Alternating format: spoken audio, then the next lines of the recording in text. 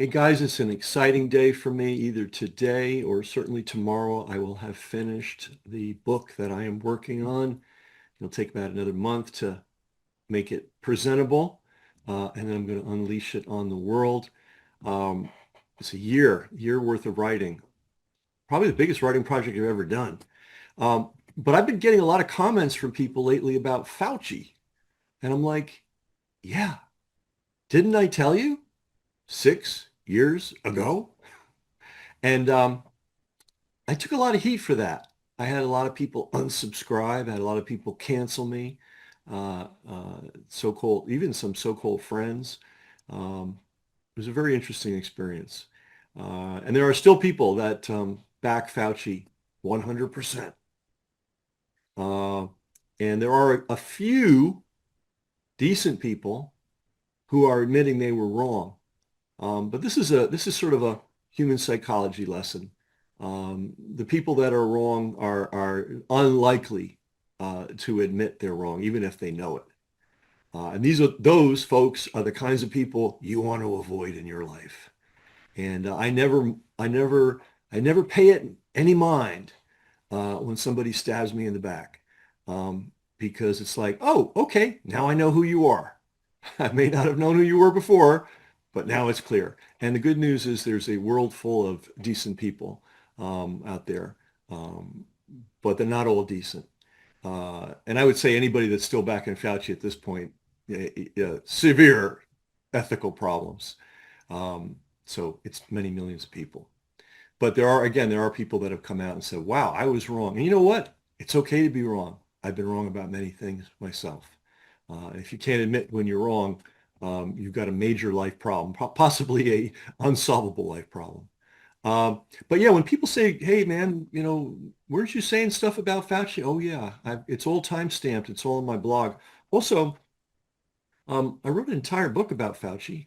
I don't know if I've ever told my internet world people about it. Fauci's first fraud. This was a film that I made in 2020. Yeah, do the math. Do the math. 2020 it came out. You can see it, by the way, at Fauci'sFirstFraud.com. It's for free. And then I took the film and I turned it into a book. Now, somebody saw my Fauci's First Fraud film in 2020 and was very moved by it. And his name was Robert F. Kennedy Jr. And this book came out a year after my film came out. And there are over 20 citations to my film in this book. And I not only inspired some of this book, I provided a lot of the research, but I also was the marketing guy behind it. And I have all the emails and texts to prove it. Because what do they say about success? Failure is an orphan, but success has many fathers. Um, yeah, but those many fathers don't have the emails. Believe it or not, and this is a marketing lesson. Okay, here's a marketing lesson. When this book launched, the people that put it out didn't expect anything to happen. They just thought launching it was enough and they were going to go on to the next thing they were going to do. And I have all the emails to prove it.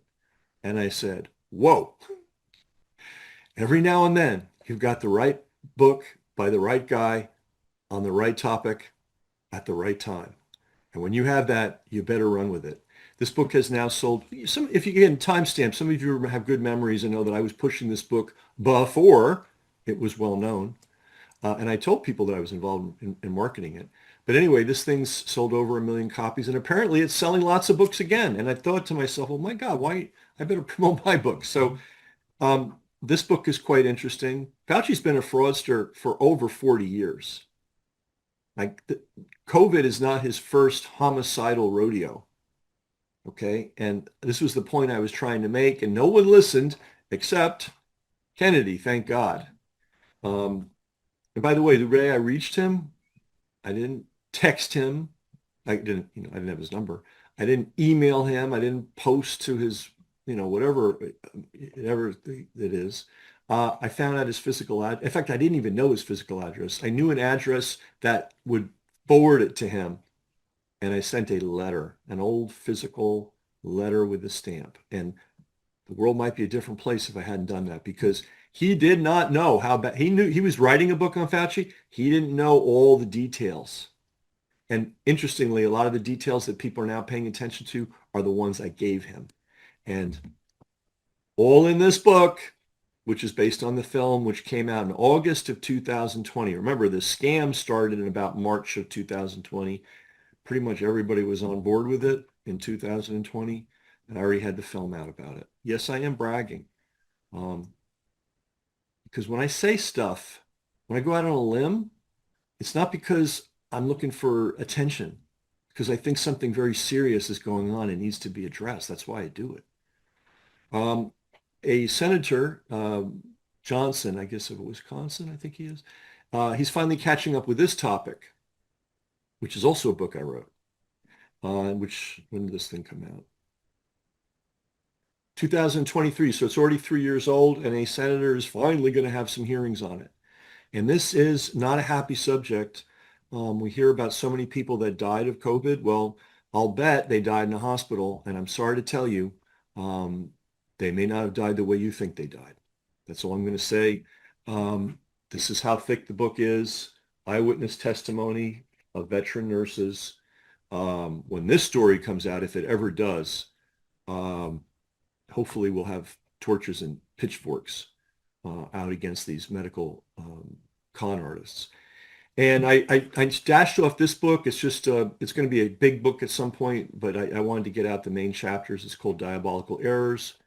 Um,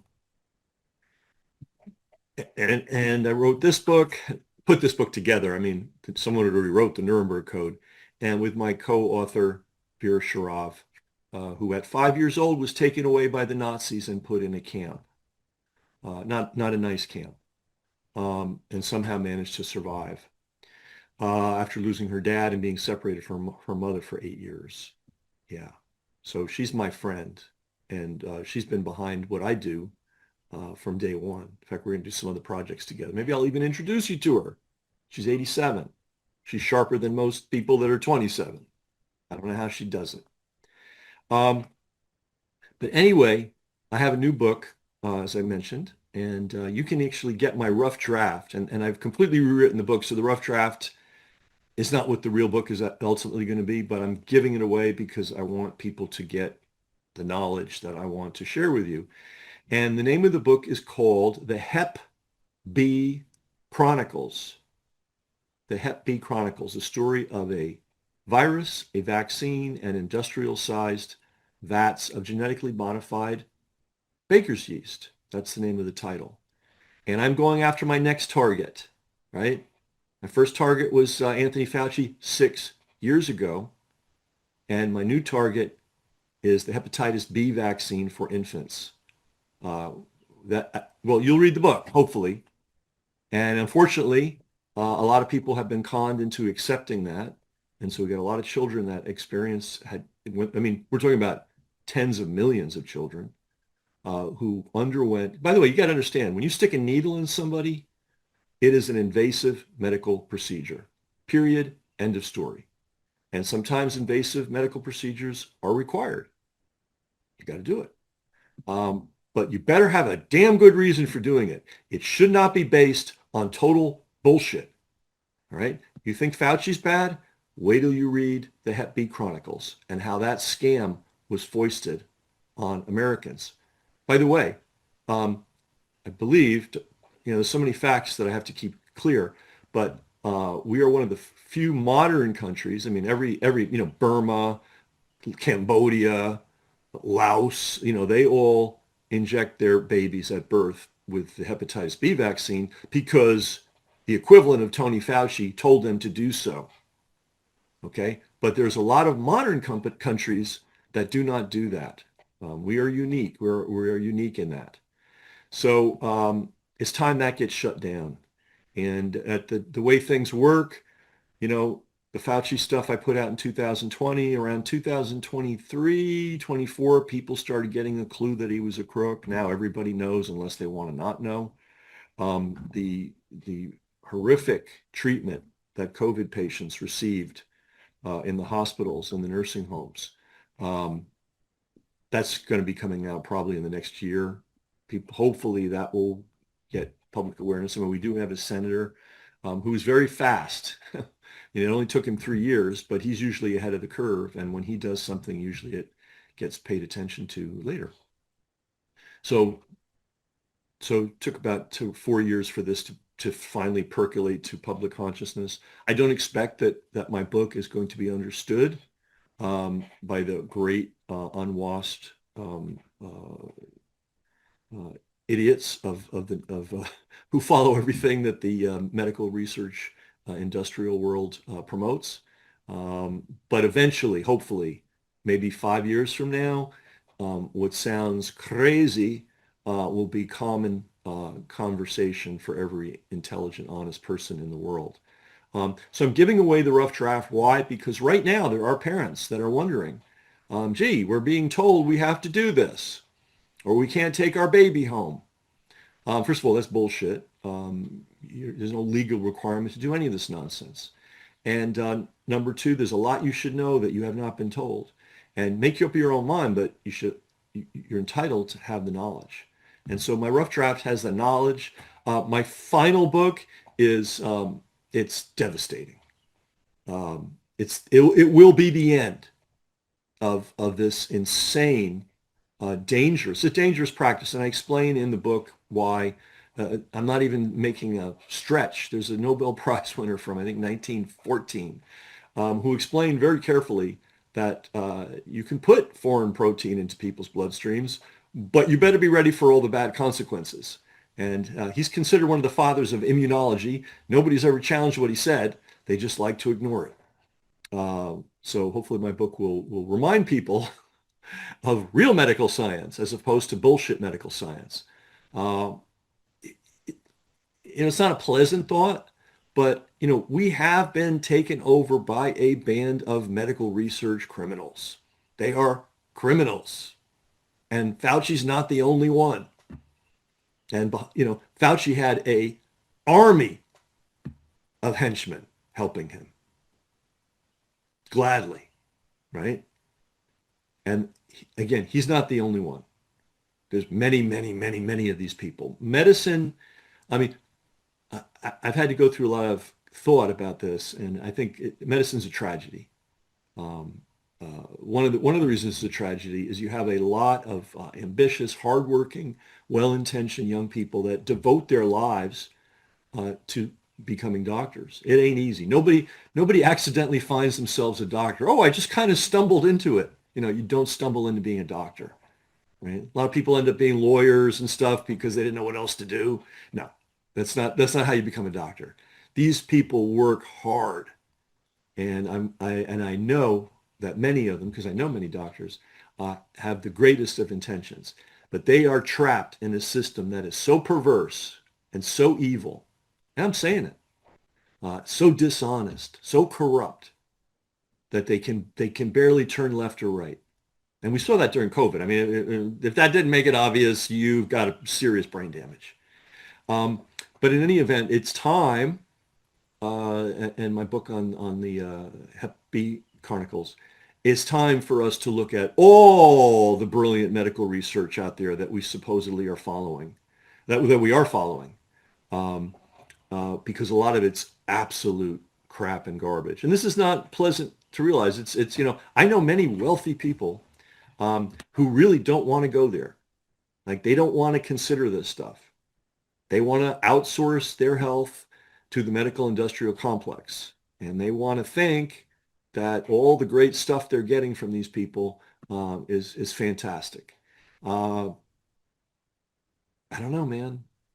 You know, I don't think that's the right approach. I don't think that's the right approach. I think it's good to think, especially when your health or the health of your loved ones is at stake. And it's hard because, as you'll see, if you get the final book of the Hep B Chronicles, which I hope you will support it. That's one of the reasons I'm giving away a rough draft of it. I want, when the book launches, I really want a lot of support to get this thing launched off on a good foot, because we got to go to war with these people. They are, Warren Buffett, look up the quote. He was talking about the medical industry, not the crooks in medical research, but the medical industry. He said, basically, I'm paraphrasing, that medical costs in the United States are the tapeworm of the American economy. Okay. We spend, we're closing in on 20% of every dollar that gets spent in this country gets spent on the medical industrial scam complex. $1 out of $5. It's choking the rest of the economy, right? Because if you're spending money on bullshit, you can't spend money on real things. So, as an entrepreneur, when you're going out and trying to sell stuff, $1, it's an average, obviously this doesn't work for every person, but $1 out of every $5 is already booked for basically what boils down to fraud, right? And then companies, right? I mean, how many people, how many of us are self-employed that got raped by health insurance costs in the United States? Private health insurance. I assume many people listening to this, right? Where does that come from? Okay. That comes from a system that is absolutely utterly corrupt. The next country that approaches us in terms of medical expense is Switzerland. Okay. The healthcare is a lot better in Switzerland. Let's just say this. The healthcare in Switzerland is a lot better than the healthcare in the United States. Um, and not only that, um, they're half of what we spend. Like we spend twice as much money per capita on medicine. And the next nearest competitor, and they're expensive. Like the rest of the world thinks Switzerland is crazy with their medical expenses. They're half of us, and they obviously have a much better result. So this thing is a financial scam. It's a health scam. It's a moral scam. The whole thing's a disaster. So uh, that's how I've been spending my quote retirement. Probably, I know I'm working harder than I ever worked in my life, documenting all this stuff and putting it out there. And I want to show you that it is getting an impact because this book came out, 22 from a film that came out in 20. So this is 6 years old, the content. This is 3 years old. People are finally starting to slowly wake up that, wait a minute, why did my loved one die in a hospital? Not it's an ugly story, but someone's got to tell it, right? Um, and then of course we got this great book, right book at the right time by the right person, about the right person and on the right topic, and it's getting a second life. And then a new project, which I really am hoping you'll support. So you can get you can also watch some interviews. I've already done some interviews about the book. So if you want to know what's he talking about, what's he talking about now? What's this guy doing now? Well, don't forget, guys, I started in the internet and online. I'm first, my marketing experience goes back to the 80s. So I've been doing this a long time. My online experience starts in the early 90s, and I had to write a memoir because people didn't, I never, I can't sit down and explain the whole story to everybody, but there was no banner ad before me. There was no click-through rate calculation before me, right?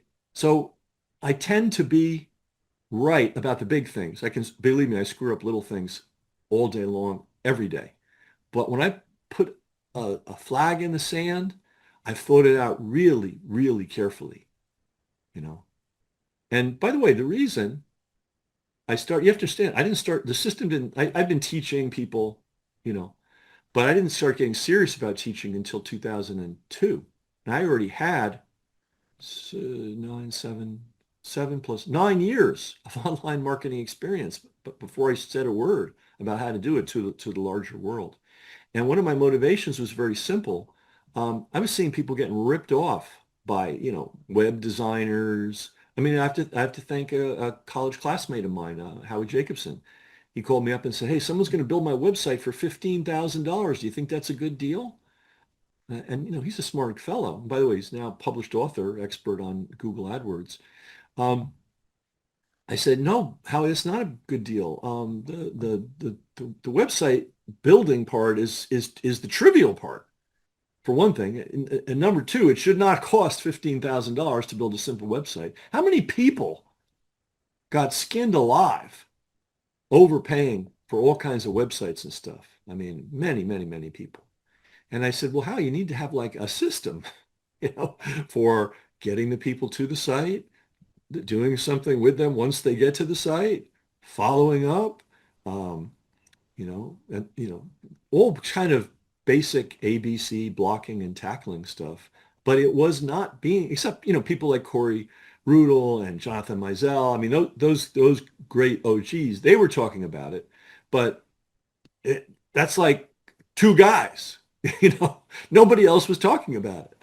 Um, so that's why I started doing the system, and it paid off. It was a very good business to be in for a while. So anyway, this is what I do. I'm ahead of the curve.